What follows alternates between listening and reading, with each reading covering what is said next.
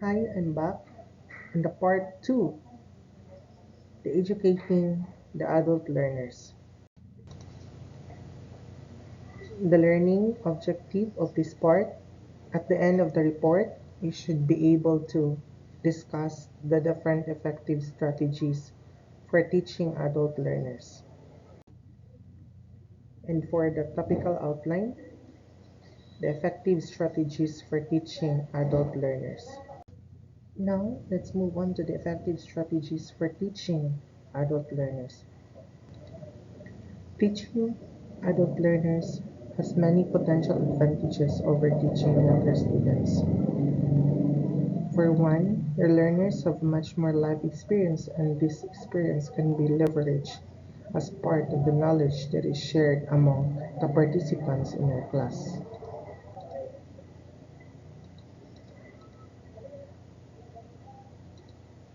However, while you not need to put the same effort into engaging your class that a school teacher would, you still need to build rapport with your learners and develop teaching strategies that maximize their learning outcomes. So, so the first strategy is keep your lesson relevant. The most significant way adult learners digest information is through real world application.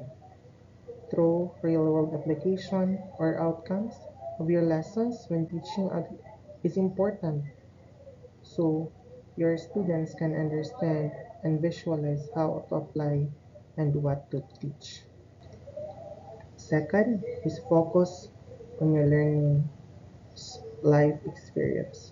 When teaching adult learners, use familiar terms and address them at an appropriate level for their experience, background, and age. However, with a novice audience, too many new terms will only be confusing. You want your learners to be able to follow what you're saying without having to focus on depreciating the meaning of your words. Third strategy is tell stories as you are teaching. Storytelling into your real world examples by thinking about a time your lesson helped someone or could have helped them. Adult learners are often more emotional driven, and storytelling can harness their emotions and help them retain your lessons.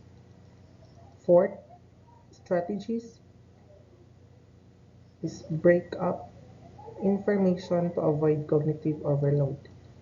Adult learners can follow more and more complex information than children, but you should still aim to structure your lessons into a compartmentalize lessons that progress logically as you teach. By breaking up down your lesson, you can ensure that all learners follow your teaching and build in time to recap each section and ensure everyone is keeping on.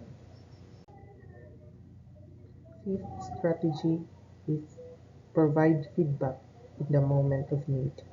When creating your class, lecture, discussion, or other offering, it's a good idea to structure your teaching so you can have space for a recap and questions at the end of each section. This ensures that your learners can keep up with your materials and prevents anyone from being left behind. It is especially important if your class is particularly long or covers a wide range of material. And the sixth strategy is make your material visually stimulating. It is not only children who find color and images appealing. If your handouts and slides are too plain, they become boring and your learners' minds will switch off. Instead, attract learners' attention with the judicious use of colors, fonts, and pictures to highlight important information and boost their memorability of your class. Remember that whatever element you choose to stand out will be the thing your learners remember most clearly, so make it count. 8. Strategy is encourage questions and discussion. Adult learners typically need to understand new material in the context of their own life experiences, and one of the best ways is to make those connections is by talking, allowing your learners time to ask you questions and to discuss your lessons among each other is a great way of helping cement your teaching in their minds. It's also a good time for you to spot any mistakes or incorrect assumptions your learners are making.